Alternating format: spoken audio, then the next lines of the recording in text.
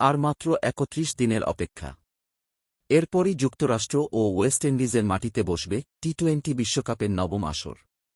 New Zealand, দক্ষিণ Africa, England, ভারতের পর ষষ্ঠ দল হিসেবে টি-২০ বিশ্বকাপের স্কোয়াড ঘোষণা করেছে অস্ট্রেলিয়া। যে কোনো আইসিসি ইভেন্টে অস্ট্রেলিয়া ফেভারিট হিসেবেই মাঠে নামে। এবারও তার ব্যতিক্রম নয়।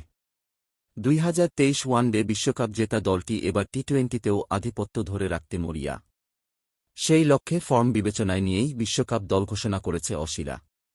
তবে তাদের এই বিশ্বকাপ দল থেকে বার পড়লেন তারকা ব্যাটার স্টিভেন স্মিথ। যদিও তার বাদ পড়া প্রায় প্রত্যাশিত, কারণ লম্বা সময় ধরেই টি-২০ দলে সেভাবে সুযোগ পাচ্ছেন না তিনি। সবশেষ নিউজিল্যান্ড সিরিজের দলে তাকে সুযোগ দিলেও নিজেকে প্রমাণ করতে পারেননি তিনি। গত এক যুগে এই প্রথমবার বিশ্বকাপ মিস করতে যাচ্ছেন স্মিথ। যদিও এই দলে বেশিরভাগ ক্রিকেটারই গত ওয়ানডে বিশ্বকাপের দলে ছিল।